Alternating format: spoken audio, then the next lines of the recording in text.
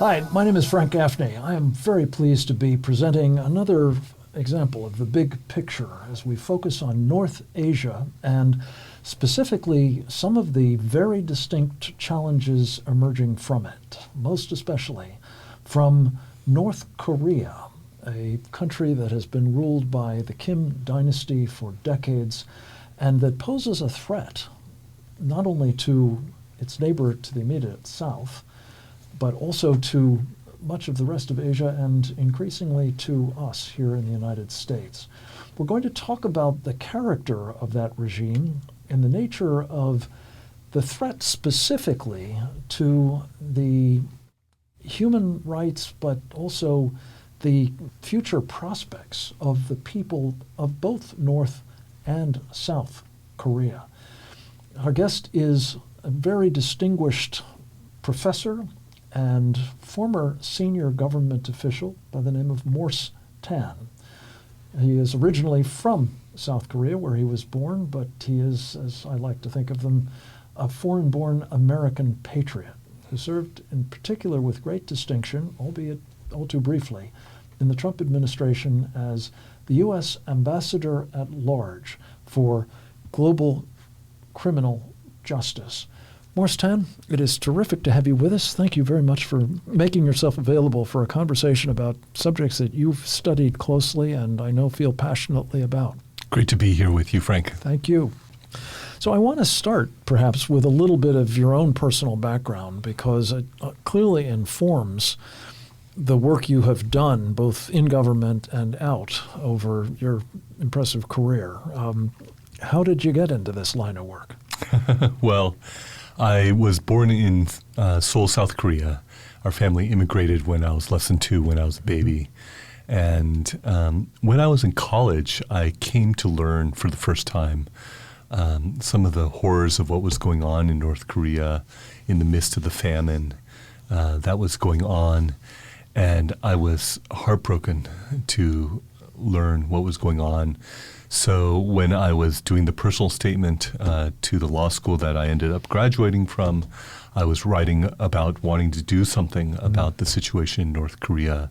And I guess I'm one of those strange people who actually did what I wrote in my personal statement to law school. So. Good for you. And when you say what was going on, what continues, unfortunately, to go on and arguably is in some ways intensifying, you're talking specifically about the conditions that the people of North Korea are subjected to by Kim Jong-un, the current dear, great, wonderful, whatever leader they're calling him, yes. And talk a little bit about the character of that treatment. Sure. It is the most unjust place on planet Earth. And I say that having looked at many situations all around the world. There's some competition for that dubious distinction, is there not? Sadly, yes. No. But this is in a class by itself. It is. I coined a new term to describe it because it is so egregious. And the term is rightlessness, because there's no right of the people that is honored by the Kim regime there. And so it is one jail of a country. It is a criminal cult. The whole country is enslaved. There are concentration camps that are like those of Mao and Hitler and Stalin, and are worse in this respect that they have 3 generations in there. So someone can be born in one of these brutal concentration camps by virtue of a grandparent running afoul of the totalitarian rule of the Kims. And might spend your entire life Indeed. Incarcerated in that Yes. fashion? Most people never emerge from these camps. Wow. They usually die there. Worked to death, Yes. I imagine, most often starved to death. Yes, we're talking Other about in a small country of maybe 22 to 24 million people, 15 million of their own people have been murdered by their own government. And that's not counting those being starved in the general population through the crazy economic policies. There are many along those lines too. Yeah. And that's what I wanted to get to next, is that in addition to the political prisoners or relatives of political prisoners who are also turned into political prisoners effectively, you're talking about a country that even those outside of the Gulag are horrifically mistreated as well. You said Very much deny so. them rights, but how does that operate in practice? What does that mean? Yes. What's the condition of Yes. the average North Korean? Yes, the whole structure of the society is built around perceived loyalty and allegiance to the Kims. And everything else flows from there. So it is a politicized caste system, if you will, where your housing, your food, your education, your work opportunities, all these things are determined by perceived loyalty to the Kims. And how is that monitored or assessed in a system that's relatively backwards, is it not? yes, not only do you have basically a state that surveils its own populace and has all sorts of moles who are constantly trying to monitor this, everybody in North Korea is turned into a mole by giving rewards for ratting on a fellow citizen, family members being turned against each other along these lines. And this is in a context where there is a drumbeat of constant propaganda that is being pumped through, whether it's through the state-controlled media or education, where arithmetic is you have 20 Americans in soldiers and you throw a grenade at them and you kill 14. How many are left? This is the sort of arithmetic that is taught to North Korean children. It makes 1984, Orwell's Nightmare, look like a bargain by comparison. Wow. And to the extent that there is this caste system operating and people are rewarded or punished on the basis of their perceived loyalty to the regime, how good is it for those who are very loyal, and how horrific can it be for the rest of them? Yes. And I don't mean the people who are really disloyal, overtly disloyal. Their fate is sealed, presumably, by being shipped off to the Gulag.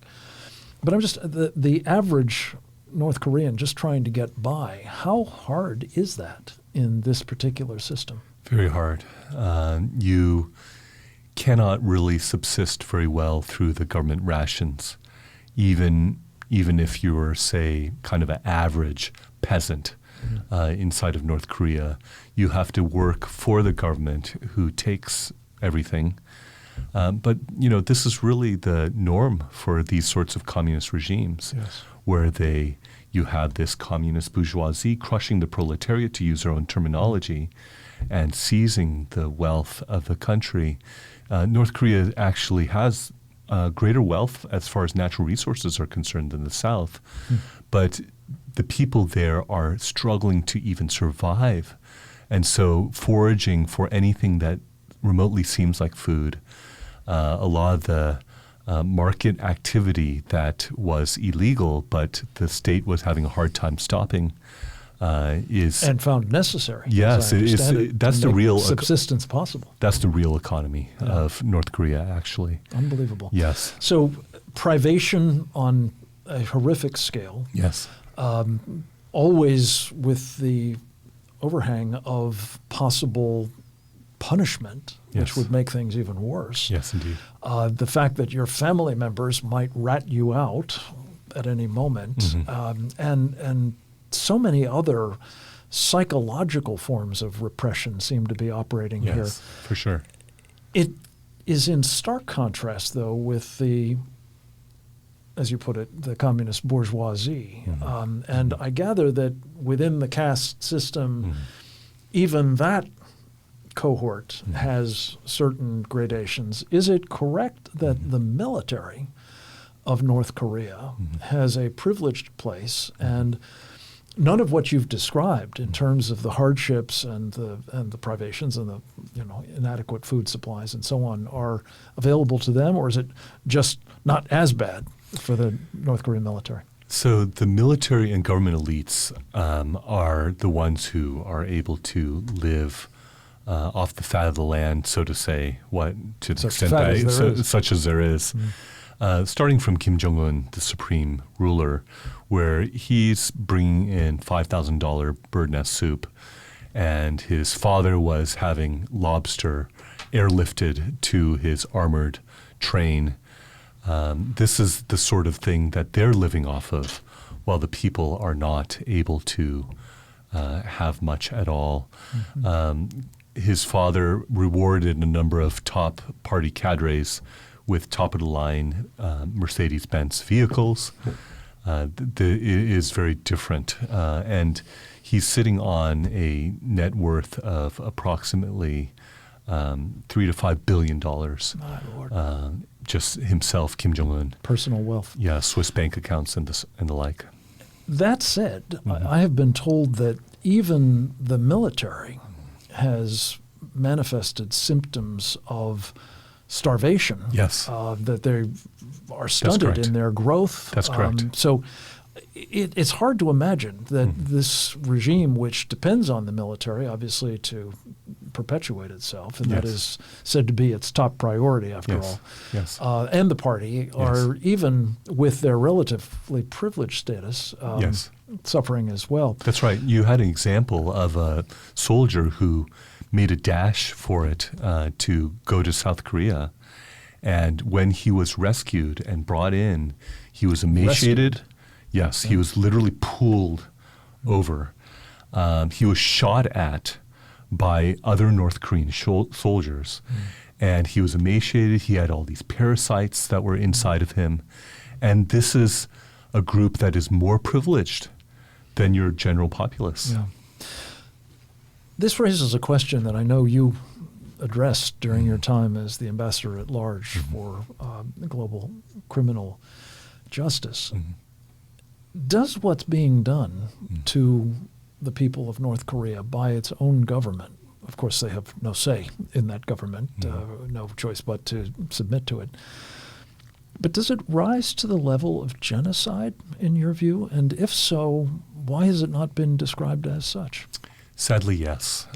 You have Christians especially who have been systematically murdered. This has happened in huge numbers. Since the inception of North Korea, it's been systematic.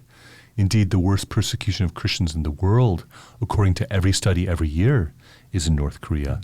Notwithstanding, and that's saying something too, because there's a lot of competition for that distinction, as well as you know. That's correct. And you said something interesting to me before we started our visit about Jerusalem of the East. Yes. I had no idea of the ties of Christianity to the Korean people. Yes. Describe that in the north and what became of Jerusalem in the East. Pyongyang was considered the center of Christianity for all of Asia. There was a huge revival of Christianity in 1907. It first was brought to Korea in the 1800s. By Western missionaries, I think. That's correct. That's correct. Initially French Catholic and then American Protestant missionaries who came, and it spread extensively, so much so that Pyongyang was the epicenter of Christianity for all of Asia, not just within the peninsula or even within the region of Asia. So this is the capital of North Korea. Correct. That once was this epicenter, and what has it become under this communist regime? The seat of the most totalitarian, unjust dictatorship on the planet, a criminal cult. With a particular animus towards people who believe that there is a God other than the Kim family. Correct. The unholy trinity, I think, is how you've described it. Yes. And that animus is, in part, I gather, a function of the belief by the regime that if there is some God other than Kim Jong-un or his father or grandfather, that can be a subversive force against the regime, a threat to the regime. Yes. And so what sorts of additional mistreatments? I mean, is it mass execution? Is it specifically barbaric treatment in the Gulag? What is it that the Christians are being subjected to that makes it the worst case of prosecution on the planet? Yeah, starting from Kim Il-sung, the first supreme ruler of North Korea, there was systematic martyring of Christian leaders, pastors, elders, deacons,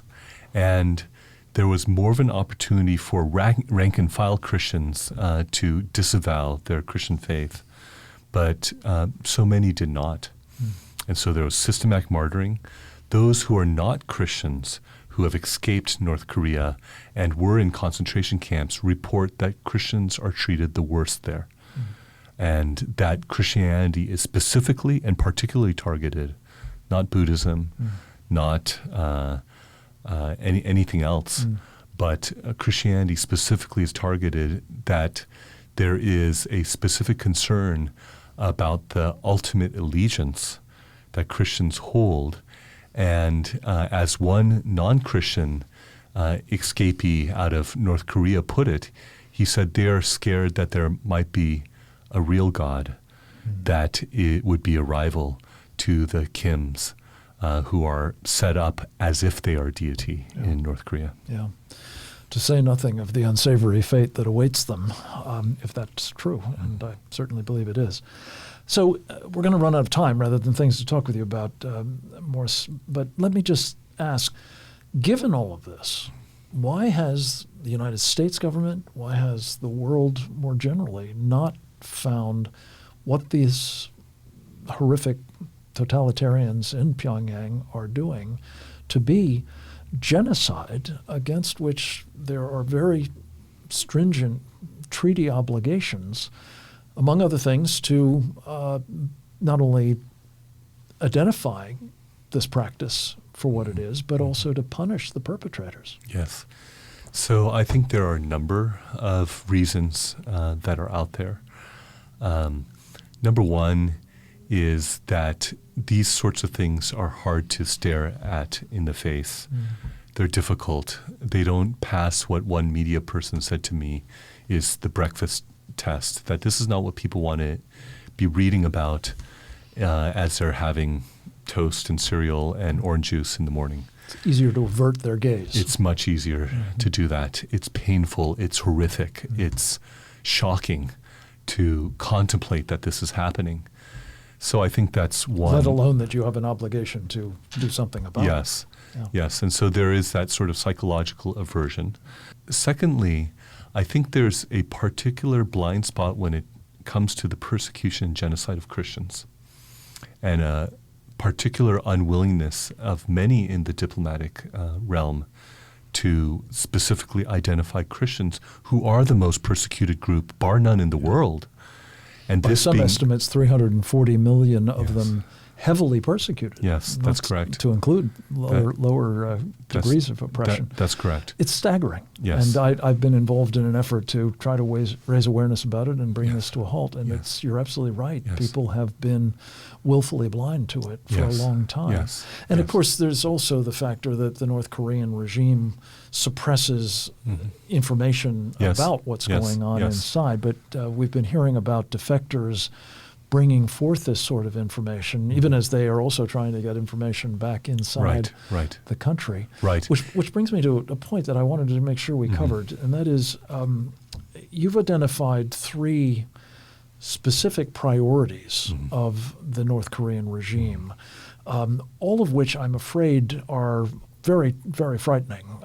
Talk about them, if you would, and how you're seeing them implemented even to this day. Yes. From its inception, North Korea has had three persistent overarching aims, and that is, one, to promote positive sentiment towards North Korea in South Korea. Second, to get the U.S. uncommitted to defending South Korea. And thirdly, to take over by force. This has been also explicated by the highest level defector to ever emerge from North Korea. And I've never seen convincing evidence that North Korea has fundamentally changed its objectives along these lines. And I think there are many reasons to think that they have persisted in carrying these overarching objectives. Yeah. In fact, it seems particularly the presence of vast numbers of military units and personnel in proximity to the so-called demilitarized zone, which I think you've described as the most militarized area in the world, is evidence that particularly that third item of the conquest of South Korea by the North through violent means is still very much on their agenda. Yes. Which brings me to the sort of question that I think you've really specialized in, both as a professor and, of course, as an ambassador at large, which is humanitarian law more generally, not just the question of the Genocide Convention, but how does what is going on in North Korea at the moment flout humanitarian law?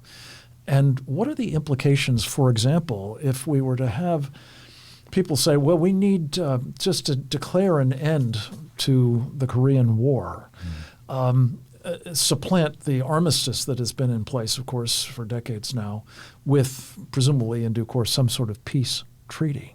How does that bump up against this humanitarian legal situation? Yes, I've researched and written on this.